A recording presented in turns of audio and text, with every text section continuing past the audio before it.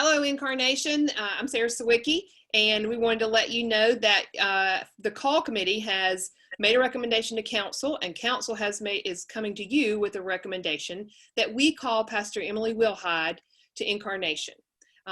Pastor Emily has been here before, and so some of you know her and some of you might not. So we wanted to give an opportunity for her to be able to answer a couple of questions. And to ask her questions, we've got Council Chairman Porter Kinard. So I'm going to turn it over to Porter to ask some questions. Thank you, Sarah. It is a pleasure to be on this video with these two beautiful ladies. And we are excited about Emily's nomination to be our senior pastor, hopefully in a very short order. And Emily, if you would you please tell us kind of where you've been over the last few years since you left Incarnation? Sure. So, well, for those of you who don't know me from before, I'm from Palmyra, Pennsylvania, which is a little town next to Hershey. And so I grew up smelling chocolate and thinking that was utterly normal. So you can imagine my disappointment as we started to move around the country and I discovered that not every place smells like chocolate when it's going to rain. And so I grew up there in Pennsylvania. I met my husband there. I attended Penn State University and then Gettysburg Lutheran Seminary. We got married when I was on internship. Well, actually before I was on internship, but we welcomed our first child, Kate, while I was on internship. And so our almost 20 years together have been a roller coaster. So we immediately left the United States when I graduated from seminary and ended up in Japan for a few years. And then we hopscotched across America with the Air Force, where my husband serves currently as a pilot. And so we have lived everywhere from Texas to Nevada. We've been in Arizona, and thankfully God placed us here in South Carolina in 2009. And it's actually then that I first became affiliated and with Incarnation Lutheran Church. I was actually ordained at your church in 2009. So that was a lot of fun and a good memory. And then I continued to serve there with you for about 2 years until once again, the Air Force uprooted us and kicked us across the country. We spent the next few years in Las Vegas, which was a very interesting ministry. And that's all I'm going to say about that right now. But we did have an excellent time. I was a senior pastor at Reformation Lutheran Church. We were right on the edge of the Strip. I had a casino out my office window. I could see it in the distance. And so it was very interesting ministry. And then thankfully, the Air Force and God conspired to bring us back here to South Carolina. And so we have been here in South Carolina since about 2014, I believe. And so recently I've been serving as a pastor at Mount Tabor Lutheran Church and Faith Lutheran Church, both in West Columbia. Those two churches entered into a partnership about a year into my ministry at Mount Tabor, and we became pastors of both of those churches, my colleague and I. And so that's what we've been up to. We've got 4 children, Kate, Aiden, Luke, and Ben. They are, oh boy, this is going to be a test, 18, 16, 12, and 11. No, 13 and 11. We always lose track of Luke's birthday, yep. And so we've got four kids, 3 boys and a daughter, and they're very excited to come back to Incarnation. They have great memories of that church. Great. Emily, I know one of your main focuses in your ministry has been faith formation. Mm-hmm. Would you please give us a kind of an explanation of how you witness on that and what you might bring to Incarnation? Sure. Yeah. And actually my very first call at Incarnation was a pastor of faith formation specifically.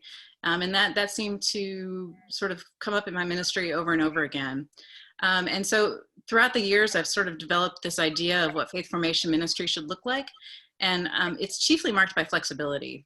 Every church is a little bit different. Every church has a different idea of itself and of how it learns and what its interests and focuses are.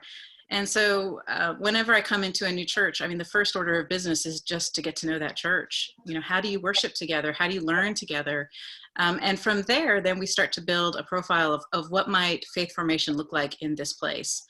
Some of the hallmarks of what I think are important in faith formation are, you know, first flexibility, obviously, but then also just something that is a little bit different and a little bit more open than what we're used to. I think Sunday school that happens in a classroom on Sunday morning is tending to fade out of our faith formation experience. Schedules just don't support it anymore, it seems.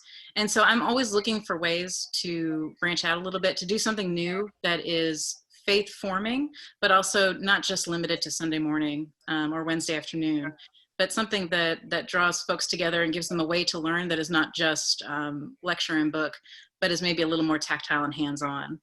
And another aspect of faith formation that I think is really, really important is that kind of whole family experience. 90% of what our children learn about the faith is not taught by a pastor. It is taught by parents or guardians or siblings in the home. And so it's really important to me that we equip our adults and our older teenagers even with these answers to these faith questions, with the ability to ask good questions and to wonder together.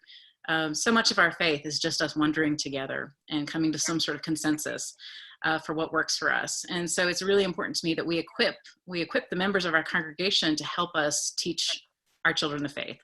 Because it's not just me, and it's not just our Sunday school teachers, it's you too. And so that's, I think, a very important aspect. Thank you, Emily. Sure. Sarah, back to you. Emily, by the time this video is released, we will have sent an email to the congregation and a letter with a vote to vote to call Pastor Emily, and your call committee and your council both very much hope that the congregation will vote that way. I'd like to close with just, is there anything that you would like to discuss or talk to us about a little bit? Normally, congregation, this is the kind of thing that we would do in person. Mm-hmm. And so since we can't do this during this crazy time, this is our opportunity. And I'd also like to open it up to, if you have any questions, certainly you can either comment in the Facebook video below, or certainly email anyone on the call committee or call them. We listed all of our phone numbers in the letter. So again, sorry, that was rambling a little bit, but Pastor Emily, is there anything you'd like to say in closing? Well, just that we're really excited to start this next chapter. We were happy where we were, but it seems like God is always looking to move us somewhere new, somewhere where we need to be. And I'm just thankful for faithful witness that reminds us that this isn't just us operating on our own. This is us operating with God, and God pulling us to where we need to be. And so I'm excited to come. My kids are excited to come. My husband is really excited about your new organ, can I just tell you? And so we're just excited to come and be part of the Incarnation Lutheran Church family again. Awesome. Thank you. Thank you, Pastor Emily, and we look forward to very soon being able to worship together again. All right. Bye, Incarnation. Thank y'all very much. Thank you. Bye. Bye-bye. Thank you.